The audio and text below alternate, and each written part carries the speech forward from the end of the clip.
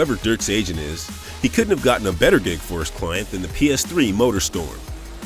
Sharing the screen with a mixed mess of vehicles made up of motorcycles, racing trucks, rally cars, dune buggies, and other off-roading vehicles, including the unlikely semi-truck,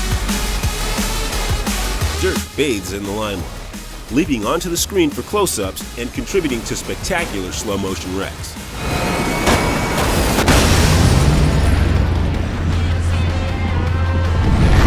Another rising star, Raucous, plays an important supporting role.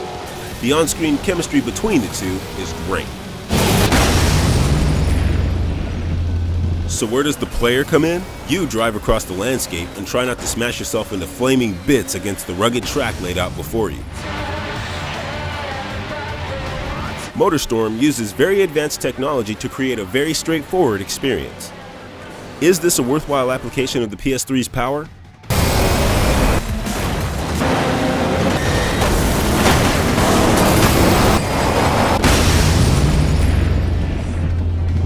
It's looking pretty good so far. The individual tracks in MotorStorm seem to be carved out of a single massive chunk of earth. We've seen a few different courses so far, but it's apparent that each course will host a number of races with subtle visual tweaks and different mixes of vehicles. Each course is impressively large and complex with a kind of organic feel. Natural features and man-made ramps facilitate sweet jumps and multiple routes that can take you around, below, or above the main track.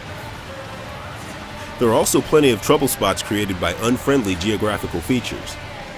There are a lot of places you don't want to get wedged, and taking a jump from a wrong angle could very well send you toward the jagged rocks below. One interesting feature of MotorStorm races is that a lot of races allow different types of vehicles to race against one another. While a nimble motorbike may be able to easily outpace a burly semi-truck, smaller vehicles don't tend to react too well when larger vehicles slam into them. Whether or not it's actually fair in the end, it's pretty cool to see a mixed field of racers fighting for the lead and splitting off to different routes that may give them the advantage. We'll have to see how the online mode handles the mix to be sure. When you're playing on your own, you'll choose from tickets, each consisting of 4 races, and try to finish in the top 3. New tickets containing different courses and vehicle selections are unlocked as you earn points by winning races. The terrain offers a little less traction than smoothly paved asphalt, so expect to do a lot of slipping and sliding around, with the occasional flying off a cliff. Playing MotorStorm is as much a constant fight to stay on the track without totaling your vehicle as it is about winning the race. The crucial factor in both is knowing how to use your boost. A heat gauge shows how much turbo power you can get away with before you literally blow yourself up. Rather than saving your juice exclusively for straightaways, you'll need to constantly correct your direction and make sure you're going fast enough to survive a jump. Different types of vehicles do actually feel different to drive, and there are even subtle differences between individual models.